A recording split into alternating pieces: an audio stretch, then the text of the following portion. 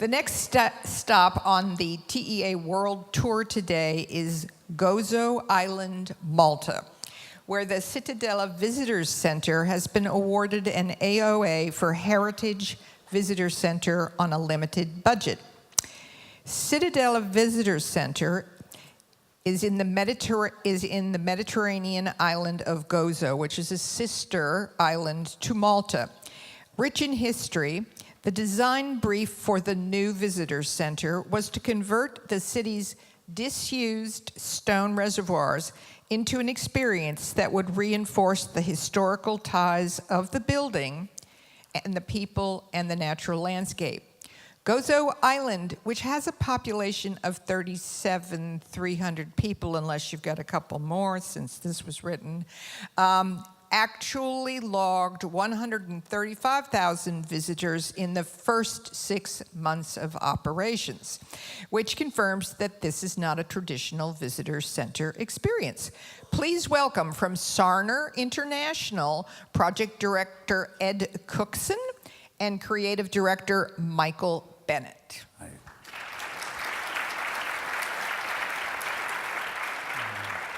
So thank you, everyone. I am Ed Cookson, Project Director at Sarner, and it really is wonderful to be here sharing this stage with such impressive people, particularly given that this was a project on a very limited scale and a very limited budget. But at its heart, it was a project that also had this ambition that really was both meaningful and emotional, and so I hope you guys will find a lot of value from it as a case study. Very briefly about Sarner, we're 50 years old this year. We're based in London, and we design, create, and deliver visitor attractions. And we have, as a company mantra, that we are immersive storytellers. Maybe some of you use this as well. I've heard some people say the word immersive is confusing or overused or misused, but we find it extremely useful as a company vision, and I just thought I'd spend a moment to define it. How we use it is an immersive experience is when you are so directly connected with a story or an emotion or a piece of content that the mechanics of the transition medium are forgotten. They're effectively invisible. So for me, that makes a good book or great cinema an immersive experience. VR can be immersive, but if instead of enjoying the experience, you're spending your time fiddling with a clunky headset that's gone out of focus, it ceases to be an immersive experience. And similarly, if you're wandering around an exhibition and an interactive is not working, if there's a projector where you're looking at the back of the projector and the cabling rather than the projection, if you see a piece of duct tape peeling from a wall, these are all things that ruin the immersive experience. And so as designers, we have a wide variety of storytelling tools, and we love using the latest technologies. But if those technologies aren't both immersive and reliable, then the visitor experience is going to suffer. So who or what is the Cittadella Visitor Center? It is a historical visitor attraction set within a disused reservoir on the beautiful island of Gozo. Gozo is an island in the Maltese archipelago. It's just below Sicily in the Mediterranean Sea. It has a population of just 37,000, and it's blessed with this amazing climate, which is very attractive to filmmakers. So the Maltese islands have provided the backdrop to classics like Gladiator and Game of Thrones, and also my favorites, the Harryhausen's, like Clash of the Titans and so on. So it's got this real kind of ancient mythical backdrop. But as well as diving and beautiful beaches, it's this location that's been at the epicenter of various Mediterranean conquests, and it's got this extremely rich history. 5,000 BC, it's been inhabited since, and it contains Neolithic temples and stone circles that are amongst the oldest man-made structures in the whole world, and that is older than the Egyptian pyramids.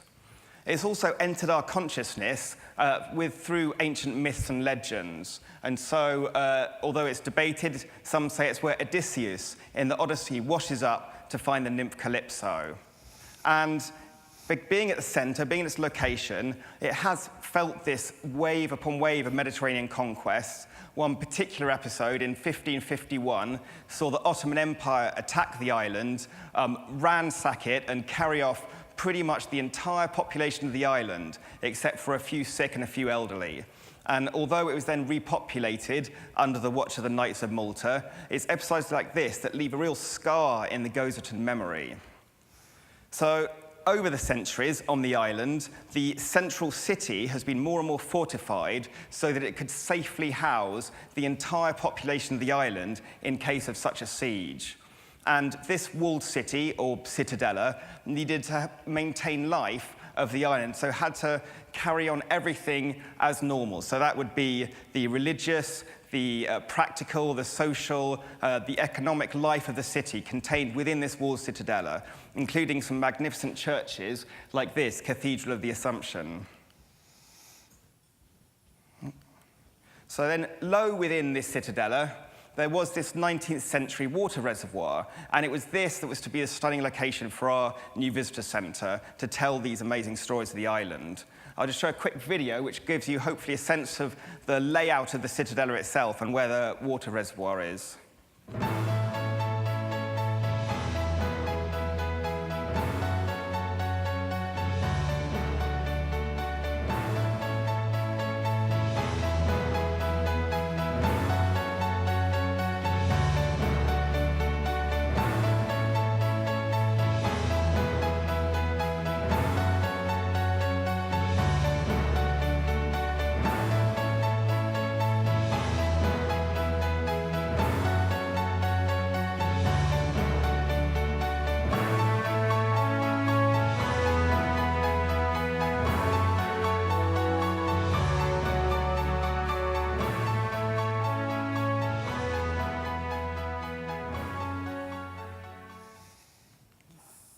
So the Visitor Centre project was part of an EU-funded restoration initiative for the Cittadella, and the overall priority was to protect the heritage, but also particularly the economy of the island, which is so dependent on tourism. But crucially, they also wanted to increase the tourism in a sustainable way that wasn't then going to threaten the very heritage asset that it was trying to protect. So the Ministry of Gozo conducted a survey before the project to show that it had a very low satisfaction rate of people to the Cittadella. Even though you have this wonderful ancient heritage monument, only 43% of people seemed satisfied with their visit. The economic operators didn't have much better satisfaction at 48%, but crucially, a huge number of them identified this unused potential.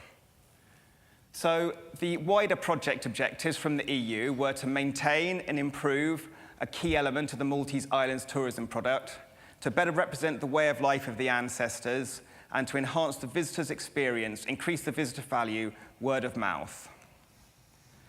There was also this incredibly broad audience, where you had both passionate locals and a huge international community of travellers. So that meant we had to launch in at least 8 languages. We've added more since. It was for young people and old people, incredible range of demographics. And also, we had to do something that was going to engage those people who had just come for a beach-bound holiday, as well as people who wanted to come and immerse themselves in the island's history.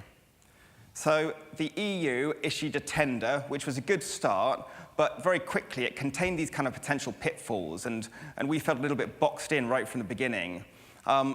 The tender contained this kind of sketch which indicated that there were going to be false walls and screens put inside the water reservoir, which seemed to Mike and the team to be hiding one of the location's key assets.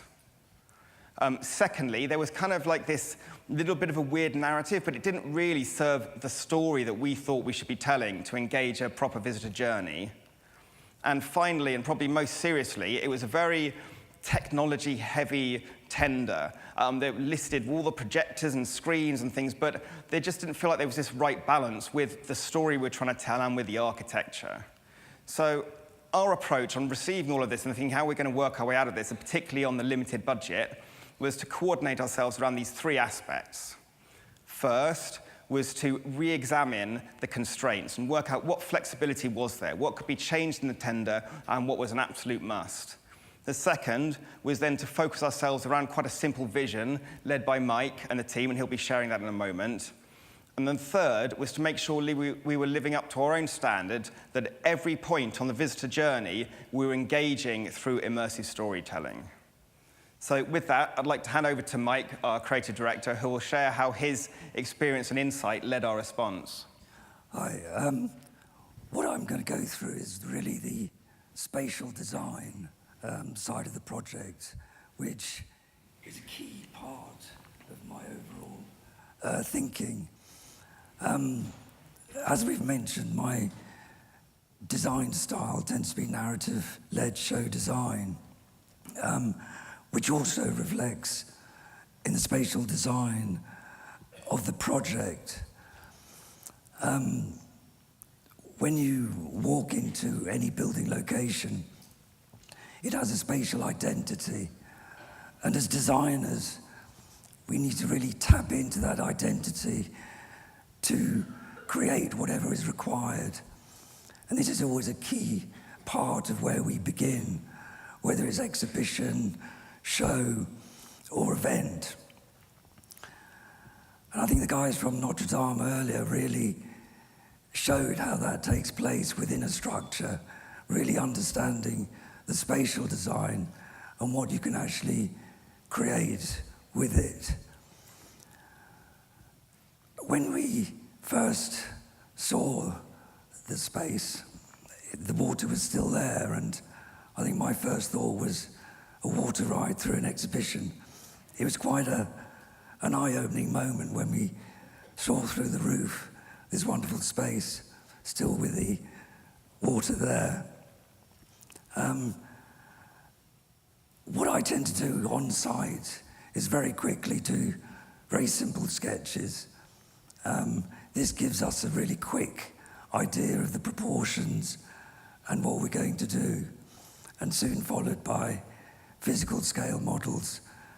And the team really feel that that's a fast way to understand the space. The cathedral, I mean, it really was when the water was gone and we were in that space. It's a very cathedral-like space. And we kind of knew that the architecture itself was going to influence the design.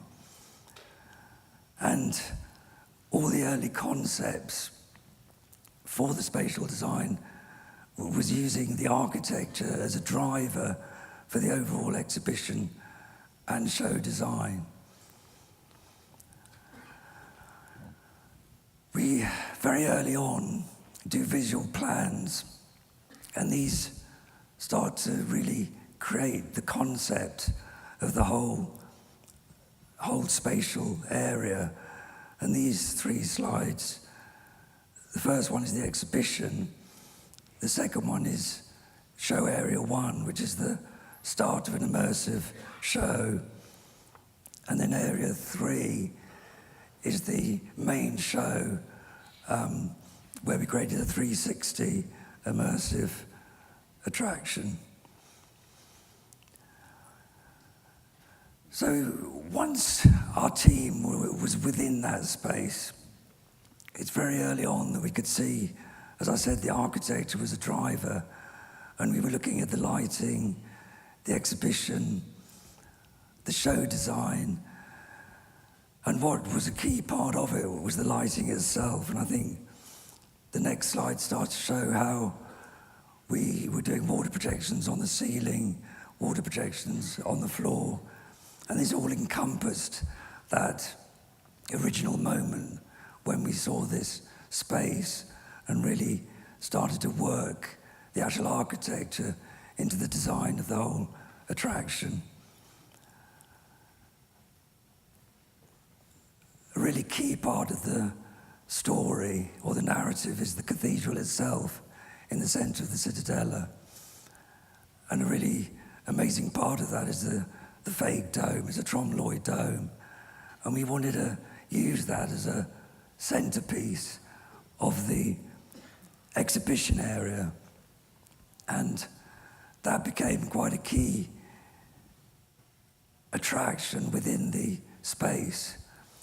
And we had very strong theatre lights coming through and created a really beautiful effect on the floor, which very much like stained glass coming through a window.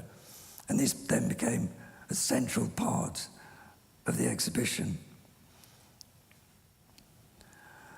Another sort of aspect of the tying in with the architecture was where we were having to create walls within the space, that we took really great care with the texture, the colour, the form, so we could really match the look of the Cittadella itself and create that sort of texture of the natural stone. Connecting the exhibition with the main show area is the first section, which is a time show experience, where we meet one of the characters, Calypso, as part of the narrative. And to keep the theatrical style, we used the old theatre technique of transition gauzes, which really kept the sort of feel and the mood of what we're trying to create going through. This led to the main show space, which was within an eight-arched area where we were going to map images within each arch. So again, as I said earlier, it's very much about the architecture. We didn't want to hide the architecture. We wanted to actually bring it out. So we mapped images between the 8 arches that really started to sort of create this fully immersive experience. And this was an animatic that was created that really showed that technique of how this was going to look. And this slide shows the show as it was, where we can see 4 arches there of the projection mapping, and obviously it's all the way around, and it became a very powerful show. And my final slide of this kind of spatial design shows the integration of the architecture with the exhibition, the lighting, the graphic panels, the show projection that encompassed my overall spatial design philosophy for this project, and how it tied in with the whole architecture of the space. So I'd like to hand back to Ed. Okay, thank you, Mike. So, yeah, Mike really set the tone for the vision with that kind of thinking. There were definitely additional challenges. We had substantial technical challenges. We were installing within this dusty but very, very archaeologically sensitive site. For the main show, Mike wanted it to be genuinely immersive, so we had to project 5-meter floor-to-ceiling images in a 360 format in quite a small space, compounded by a central column, and try and hide all of that technology, so you really felt immersed in some of the watery imagery we created. And reliability, I mean, I know that every project has to be reliable, it goes without saying, but this was a particular challenge because you're on a small island with very limited access to technical resources, be it people, be it spares, be it equipment. So really, from the very beginning, we had to design and install the entire technical system with this in mind. The solutions, we had the main show projection, these 16 synchronized projectors, just incredible definition, the way it was done. And we had to do, as Mike alluded to, lit graphic panels. We used sound, we used a lot of mood lighting. We tried to tell stories as well in the exhibition area through these interactive touchscreens and tablets. And alluding to that reliability, we had to build an AMX interface that would fully self-diagnose itself, so that every morning on startup, it would flag any faults in the system and hopefully make it as maintenance-free as possible. The software content, I mean, it included films, it included interactives, it included visual effects. And again, this seems to happen on every project, particularly with this one. The vision just had no bearing with what the actual reality of the budget was. And so I know that we all come against this, and we all say it can't be done, it can't be done. And this time it actually felt like it couldn't be done. And so we took the quite unprecedented steps of trying to go back through the EU process to say, guys, there's been this kind of budget set, which is significantly higher for the technology, which looks great, but there's just nothing really to put on it. And they listened to us carefully and said, can you tell us scientifically what a $200 movie will get you that a $100 movie won't? And of course you can't, right? I mean, it's all kind of creative. You can't say, oh yes, that will bring you X many visitors. And so we all had to leave with our tails between our legs, the design team crying for a few days. But I think after that kind of initial frustration, it was an opportunity then to return to our original approach and say, well, look, this is what it is. Let's look at our approach that I outlined. Let's understand and work with these constraints. Let's make sure we've got the design focused on Mike's design vision, and let's still make sure that we're always engaging through immersive storytelling. So we had to do detailed interactive design with all the budgets in mind in multiple languages. We had a time tunnel we had to populate, alluded to by Mike. You enter this crack in the rocks, and you're beckoned into the world of myth by this ghostly Calypso. And what I love about this piece is you are literally then, from being a kind of historian, if you like, finding out about the island, you are then cast in the role of Odysseus, as if you were in the Odyssey, and that brings you through into the main show, where the content had to work in the round. So our content team, led by Chris Lethbridge, had to develop their very own storyboarding language, which showed how the content would work in the 8 arches. And because of that budget, we realized we just weren't going to be able to do this out of house. So we had to build all of our own teams internally, and we had to make sure to make every use of every penny we had to create all of the content internally. And that meant doing both studio shoots, it meant multiple shoots in Maltese locations. And we also always had this nagging knowledge that we had to be absolutely authentic, because the locals and the historians are very, very keen on this stuff. So at every point, we had to capture the authenticity of the island. Sound plays an absolutely huge role. It was a difficult acoustic environment, so we had to sound mix each of the 8 languages completely separately, and every time we add a new language, we have to go back in and make sure it's all working. And I will show a short video which shows some of the behind the scenes and the results.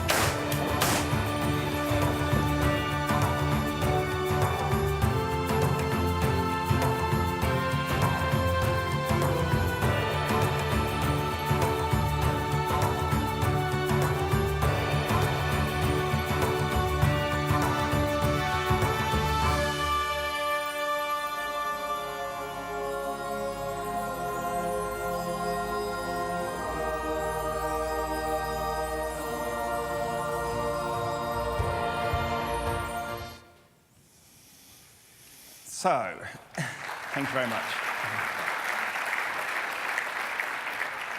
So, did we meet our project objectives? Well, in terms of the hard objectives, what was amazing is the figures were above the expectations when the initial approach was made to the EU. So the satisfaction rate of visitors using the same survey went from 43 to 97%. And the economic operators, again using the same survey, went from 48 to 87%. And I think a whopping 97% of those economic operators genuinely believed that these improvements had a positive effect on their business. And these are real people's lives. They extend their opening hours. It transformed the operations of the island. What's more than that, in December 2016, after the opening, not just due to us, but we're part of a wider spectrum of investment, Malta saw a 33% year-on-year increase in tourists. And 21% of those came to visit the Cittadella. So this is an absolutely huge tourism boost for an island of just 37,000. And I do think it's important as well that these objectives were attained with an eye on the environmental sustainability. And it is always our responsibility as designers, I think, to try and balance that need to do high technology, but also be environmentally aware, because we are working with a precious asset, a heritage asset here. Amongst all the facts and figures as well, I love the personal reactions. This one from John Cremona from the Ministry of Gozo, who is the project leader, saying, "We've seen visitors move to tears." And I think that this is such a great reaction, and it's a testament as well to how much the people of Gozo responded to seeing their story told in this way. The word of mouth is hugely important for an island like this, so dependent on tourism. So we're really grateful to everyone who writes on TripAdvisor, and we're particularly grateful and honored by the industry awards, but especially the THEA. It really means a huge amount to us, so we really want to say thank you to TEA. So it wasn't plain sailing. We really tried our best to do justice to the EU objectives and also to the people of Gozo. I'll just finish by saying that although it was a modest scale, we still believed in its ambition of the project, and we feel that these learnings we apply across projects of all scales, big and small. First of all, understand the constraints, know when to push them and fight, but then know when to work with them and align yourself to them. Secondly, nail the purpose, really understand a design vision or a vision for the project, and use that to guide you through the difficult patches, which every project has.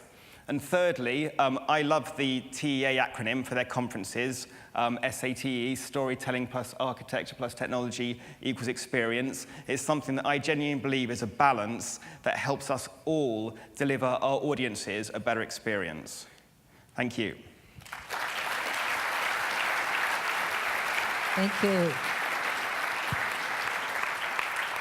Looks like we have time for at least one or two questions. Thank you. Chris Lang. Going to the funding through the European government, like how much more did your budget increase compared to what was in the original tender? It didn't. Okay. None. Very well done then. Yeah. They sent us away saying, sorry guys, that's your lot, make it work. I say that's why discussing creative is just so difficult inside that kind of funding technology. They said, look, if you were to come and ask for an initial 3 projectors or whatever, we could probably have a conversation, but trying to discuss, look, it's just going to be better. And they would say, how better? And we would just say, just better. It just doesn't wash. So we had to make the best of the budget we had. Thank you. Great question. Right here. Yes, ma'am. And your name and company, please. Yeah, I'm Becky Train from Imagineering. Wondering how this has been accepted throughout Europe, and is this an inspiration for more pieces to come, or if you had any connection through that? Or... Yeah, I mean, I'd like to think so. I mean, it's made a huge difference to the islands of Malta, and I think, you know, the EU, blessed organisation, it has its pitfalls, but also at its heart, it has so many people trying to do the right things for the European countries. And to an island like Gozo, which is so dependent on tourism, I'm sure that others have been looking to this and seen it, hopefully, as an inspiration of what can be done. And it's just nice for us to be part of something, you know, although we are only a component in a much bigger thing, to see something that has genuinely made a huge difference in terms of the numbers and in terms of the visitor feedback and in terms of the attention that the islands have been getting from both the rest of Europe, but also from the States and around the world. Thank you. Over here. Doug Cooper. And again, name again and company. Doug Cooper with DreamWorks. You touched briefly on the challenges of hiding the technology in a space like that, especially for the 360 presentation at the end, and like certainly looked interesting challenge. Could you elaborate on that a bit? Yeah, I mean, there was nowhere to hide it apart from just as high as we could and as dark as we could. So I think, I talked about this idea of immersive. For me, immersive doesn't mean boxing every single piece of technology so that you can't see anything. I mean, we all know our budgets just wouldn't work with that. It's more about an intent, and I think that Mike and the team were trying to use this word focus. So where were people looking when they came in? And to try and create, when they first came into that room, it was just this amazing, using gobo effects, this amazing wash like you were in the water. And we, as I say, we kept the technology very, very high, hidden up in the rafters, and it's the best that we could do, and use very, very dynamic lighting to make best use of it. Thank you very much. Another round of applause. Thank you and congratulations.